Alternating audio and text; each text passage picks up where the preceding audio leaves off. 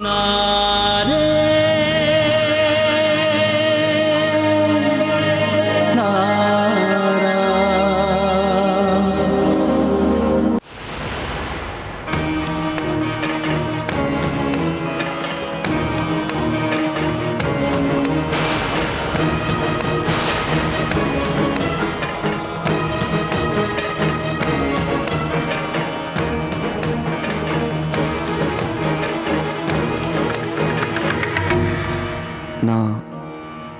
உங்க கூட கொஞ்சம் பேச வந்திருக்கேன்.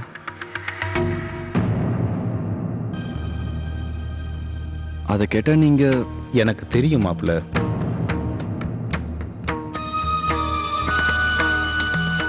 நான் அவளை எல்லா இடத்துலயும் தேடிட்டேன். ஆனா விஷாக்கா எந்த இடத்துலயும் கிடைக்கல. உங்க யாருக்காவது ஏதாவது தெரிஞ்சுதா?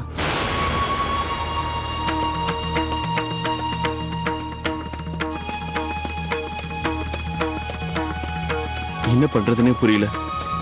பூஜைக்கு வேற நேரம் ஆயிடுச்சு. எல்லாரும் எங்களுக்காக காத்துக்கிட்டு இருக்காங்க.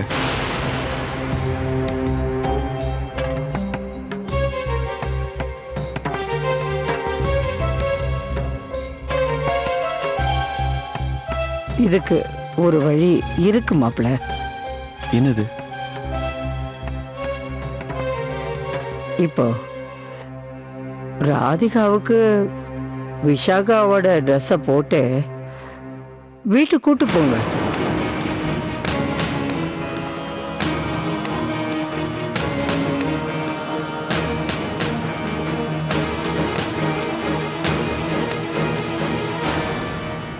நீங்க என்ன சொல்றீங்க பாட்டிமா? என்னால இதை நினைக்க கூட முடியல. எனக்கு மனைவியா இல்லாதவளை நான் எப்படி வீட்டுக்கு கூட்டிட்டு போக முடியும்? எனக்கு அவளுக்கு கல்யாணமே ஆகலையே.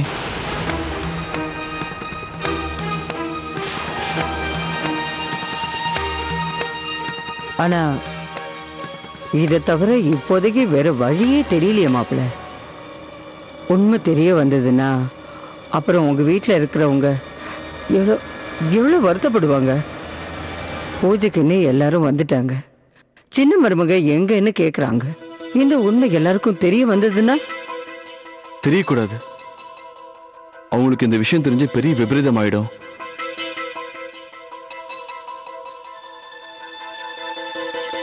அதுக்காக தான் நான் இப்படி ஒரு வழி சொன்னேன். ஆனா பாட்டிமா, இதுக்கு மேல எதுவுமே பேசாம ராதிகாவை வீட்டுக்கு கூட்டு போங்க. அதுக்குள்ள விஷாகா அப்பாவை விட்டு விஷாகாவை தேட சொல்லுவோம். யாருக்கும் எதுவும் தெரியாது. அதுக்குள்ள விஷாகா வீட்டுக்கு வந்துருவா.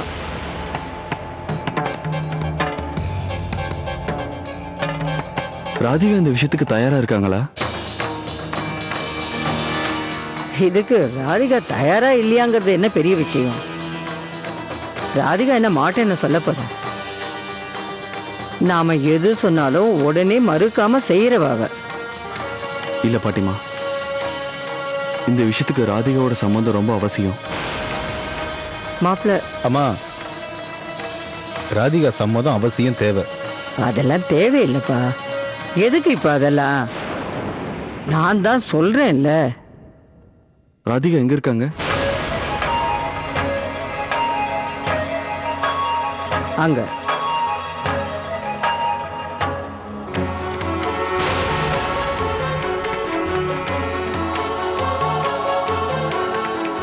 நீங்க இதுக்கு தயாரா இருக்கீங்களா? ஒரு விஷயம், உண்மையிலே இந்த விஷயத்துல உங்களை கட்டாயப்படுத்த விரும்பல. உங்களுக்கு இதுல இஷ்டம் இல்லைன்னா தாராளமா முடியாதுன்னு சொல்லிடலாம். ஒரு மனைவியா கல்யாணம் ஆகாத ஒருத்தரோட மனைவிங்கிற முறையில போகிறது ரொம்ப கஷ்டமானது. இப்ப நான் என் நிலைமையை சமாளிக்க எனக்கு உதவ முடியுமா?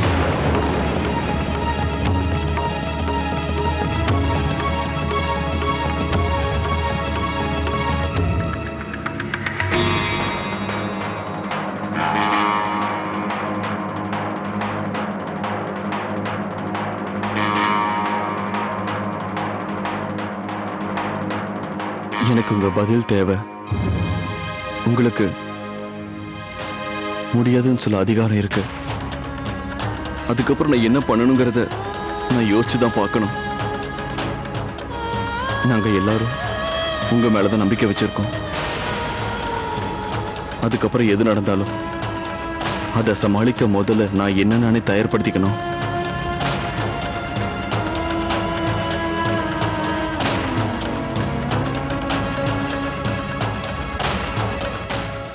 மாப்பிள்ள, நான் உங்ககிட்ட மன்னிப்பு கேட்டுக்கிறேன். அதெல்லாம் இல்லப்பா. நீங்க எதுக்காக மன்னிப்பு கேட்கணும்? நான் அக்னியை சாட்சியை வச்சுதானே விஷாக்காவோட பொறுப்பை ஏத்துக்கிட்டேன். நீங்க எனக்கு கன்னியாதானம் பண்ணி கொடுத்துட்டீங்க. இப்ப வீட்டை விட்டு வெளியே போனது உங்களோட பொண்ணு இல்ல, என்னோட மனைவி. அதனால இப்ப உங்களை விட எனக்கு தான் பொறுப்பு அதிகமா இருக்கு.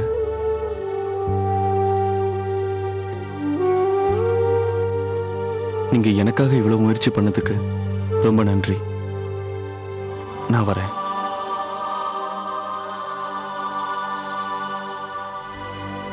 நான் வரேன்.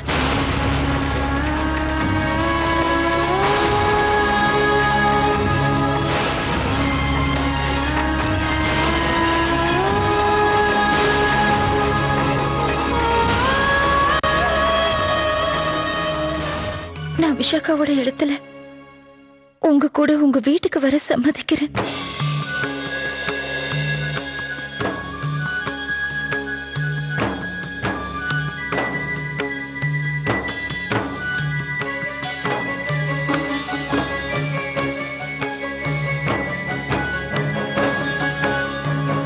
நீங்க இந்த முடிவை அவசரப்பட்டு எடுத்துட்டீங்கன்னு நினைக்கிறேன். உங்களை மாதிரியே என்னால இந்த முடிவை ஏத்துக்க முடியல.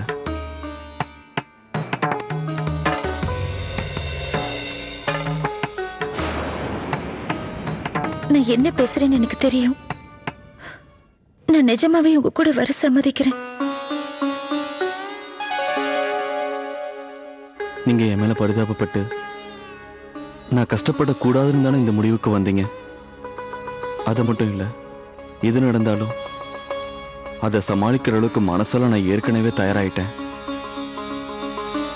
எனக்கு எந்த கஷ்டமான நிலைமை வந்தாலும் அது என் மனைவியால தானே வருது. பரவாயில்ல.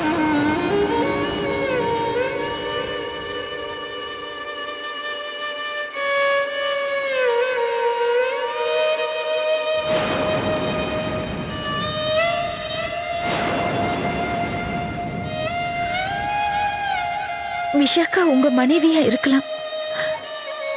ஆனா அதுக்கு முன்னாடி அவ இந்த வீட்டு பொண்ணு, என்னோட தங்கச்சி. தங்கச்சி ஒரு பிரச்சனையில இருக்கும்போது அக்காவை நான் என் கடமையை செய்யணும். அதனாலதான் நான் ஏற்கனவே சொன்னேன், நீங்க அவசரப்பட்டு இந்த முடிவை எடுத்திருக்கீங்கன்னு. விருப்பம் இல்லாம ஒரு காரியத்தை கண்ணீரோட செய்யறது எனக்கு தப்புன்னு தோணுது. என் அழுகைக்கு நான் தான் காரணம்.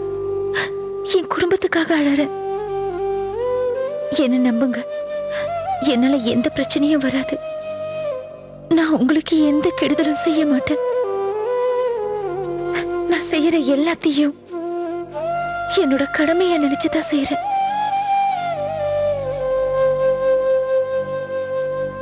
அதுக்கப்புறமும் ஏன் யோசிச்சுட்டு இருக்கீங்க மாப்பிள்ள? ஏற்கனவே ரொம்ப நேரமாச்சு. இந்த முடிவு 2 குடும்பத்தோட கௌரவத்தையும் காப்பாத்துறதுக்காக தான், வேற எதுவும் இல்லை. நான் சொல்றதை நம்புங்க.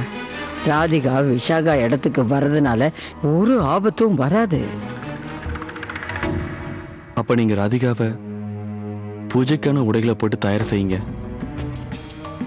சரி, நான் ஏற்கனவே அந்த உடையெல்லாம் எடுத்து வச்சுட்டேன்.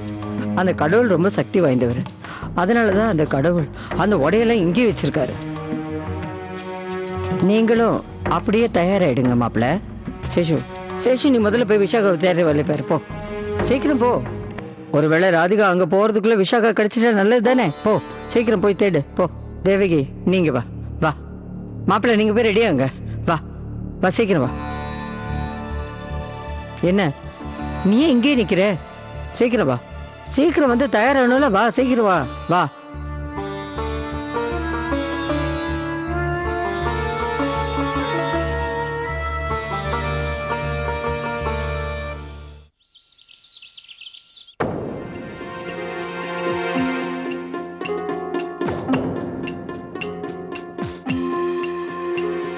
வைஷாலி, நீ தைரியமா இரு. பூஜை சமயத்துல கடவுள் இப்படிதான் சோதனை எல்லாம் ஏற்படுத்துவாரு. நாம எவ்வளவு தூரம் தாங்குறோன்னு கடவுள் சோதனை பண்ணுவாரு. எனக்கு தெரியுமா, இருந்தாலும் மனசுக்குள்ள ஏதோ பயமா இருக்கு. ஒருவேளை சுசி சொன்ன வார்த்தை உண்மையாயிடுச்சுன்னா, ஒருவேளை நம்ம தேவா பயந்துகிட்டு அவளை. வைஷாலி, என்னோட தேவா அந்த மாதிரி பொறுப்பு இல்லாதவன் கிடையாது. அவன் எந்த பொறுப்பை ஏத்துக்கிட்டாலும் அதை முடிக்காம விட மாட்டான்.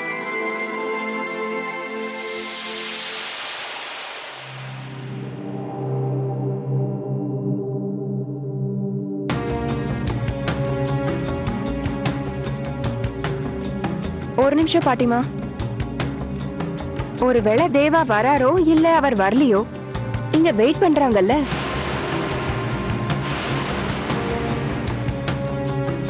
எனக்கு என்னமோ சித்தப்பா சொன்னது சரியான வழின்னு தோணுது. இத நீ மட்டும் சொல்லி என்ன பிரயோஜனமா? இந்த குடும்பமே என்னையும் என் பிள்ளையும் பத்தி தப்பால நினைச்சிட்டு இருக்காங்க. இன்னும் அரை மணி நேரம் தாயா இருக்கு. சின்ன மருமகளும் தேவா தம்பியும் இன்னும் வரக்கானமே. வந்துருவாங்க, வெயிட் பண்ணுங்கங்கறாங்கல்ல.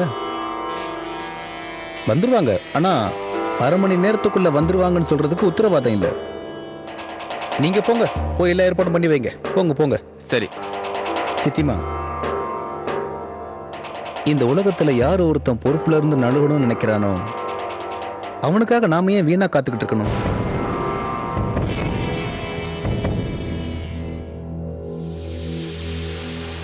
அர்ஜுன், சொல்லுங்கப்பா. இங்க வா. நீயும் தீபிகாவும் போய் பூஜைக்கு தயாராகுங்க.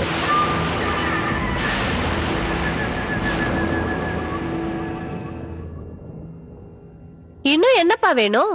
நான் காலையிலே ரெடி ஆயிட்டேனே. நான் அதுக்காக சொல்லல தீபிகா. நீ இப்ப உடனே இங்க இருந்து போய் நம்ம பாரம்பரிய வழக்கப்படி தயாராயிட்டு வா. ஏற்கனவே நேரம் ஆயிடுச்சு சித்திமா. எவ்வளவு நல்ல விஷயம் இது. காரணமே இல்லாம நின்னு போறதுக்கு நாம விடலாமா?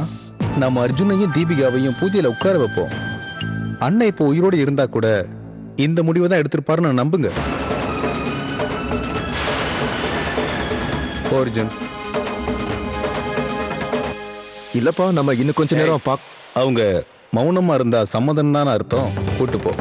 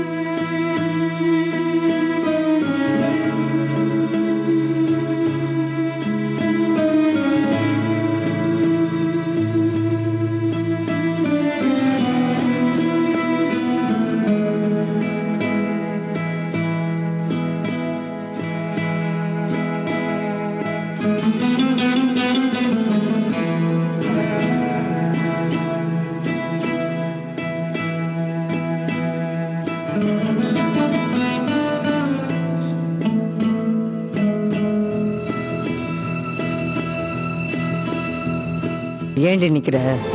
ட்ரெஸ்ஸை மாத்து.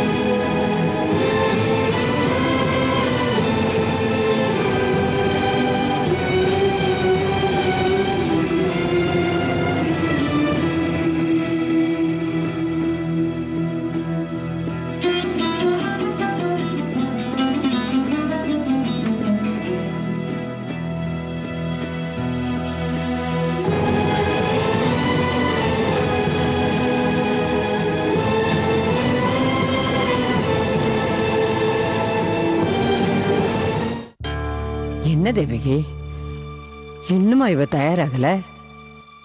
இன்னும் கொலுசு கூட போடல பார். நான் போடுறேன் அவளுக்கு. அம்மா, காலை கொடுமா.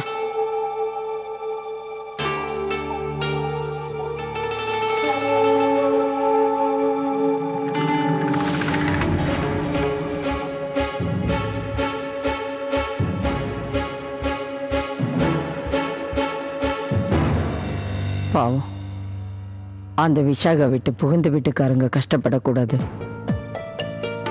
எவ்வளவு கௌரவமான குடும்பம் அது.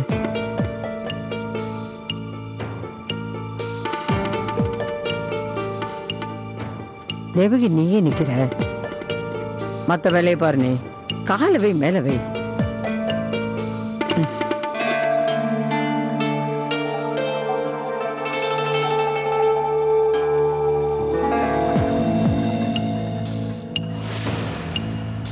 என்ன எதுக்கு இப்ப கண் கலங்குற?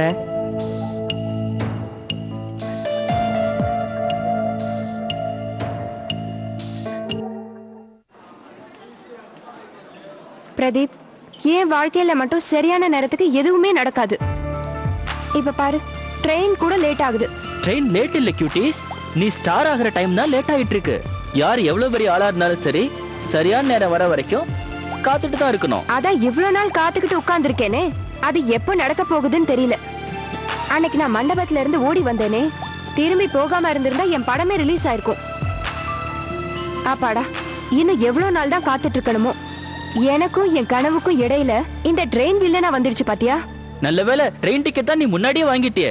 நம்பிக்கையோட இரு, இதுக்கு மேல உன் கனவை கலைக்க யாராலையும் முடியாது. நம்பிக்கையா? யார் மேல? ஏன் மேலதான், பிரதீப் மேலதான். இது வரைக்கும் உன் மேல வச்ச நம்பிக்கை போறாதா? இது வரைக்கும் அப்படி என்னதான் பண்ணிருக்க? நானா யோசிச்சு இப்ப வீட்டை விட்டு தப்பிச்சு வந்திருக்கேன். இல்லன்னா அந்த வீட்ல கிச்சன்ல சமைச்சுக்கிட்டு கோவில்ல பூஜை பண்ணிக்கிட்டு என் வாழ்க்கை போயிடும் போல இருந்தது. நல்ல வேளை அந்த வீட்டை விட்டு தப்பிச்சு வந்துட்டேன். இதுக்கப்புறம் இனிமே நம்ம யாருக்கும் கட்டுப்பட வேணாம், ஃப்ரீ பேர்டா பறக்கலாம். எங்க? மும்பை. அங்கதான் நம்ம போனோம். மும்பை. என் கனவு அங்கதான் இருக்கு. என் பிலிம் இண்டஸ்ட்ரி அங்கதான் இருக்கு. மும்பை என்ன கூப்பிடுது பிரதீப். என் பிலிம் இண்டஸ்ட்ரி என்ன உடனே கூப்பிடுது. எனக்கு எப்பவுமே எல்லாத்துலயும் ஒரு தடை வந்துகிட்டே இருக்கு. ராதிகாவை இது வரைக்கும் பார்க்க நான் எவ்வளவோ முயற்சி பண்ணேன். நான் இன்னைக்கு முதல் முறையா ராதிகாவை நேர்ல பார்க்க போறேன்.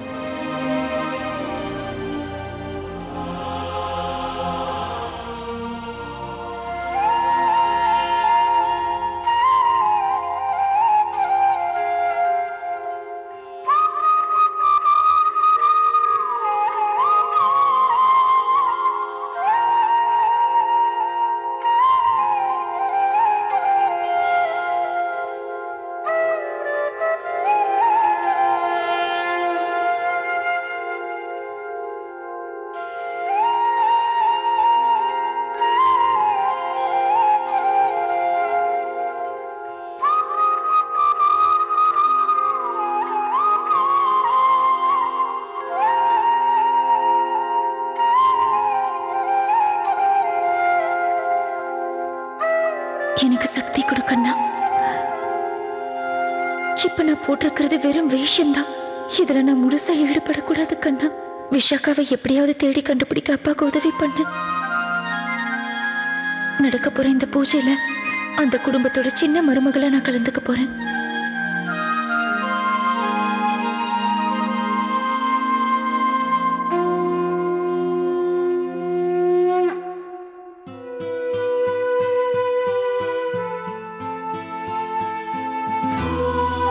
ஏ ராதிகா, கொஞ்சம் இரு.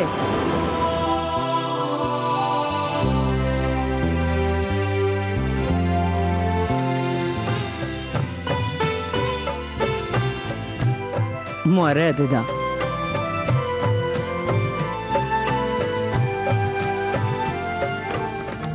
இதை பாருங்க மாப்பிள்ள, இப்ப நீங்க இவ்வளவு பூஜைக்கு அழிச்சிட்டு போகலாம். ஆனா பாட்டிமா, இதை பாருங்க மாப்பிள்ள, இப்ப ஏற்கனவே ரொம்ப லேட் ஆயிடுச்சு.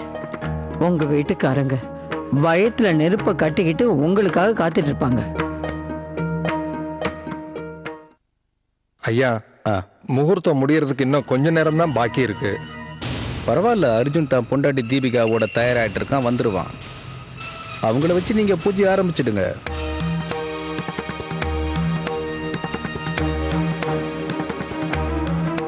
தயார் பண்ணுங்க. சரி போங்க, நீங்க போய் எல்லாத்தையும் தயார் பண்ணுங்க, போங்க. இப்போ ஒரு நல்ல ப்ராவர்ப் ஞாபகம் வருது சித்தப்பா. என்ன? ஆனா சரியா ஞாபகம் வரல. சம்திங் லைக் பழம் நழுவி பால்ல விழுந்த மாதிரின்னு. அப்படியா?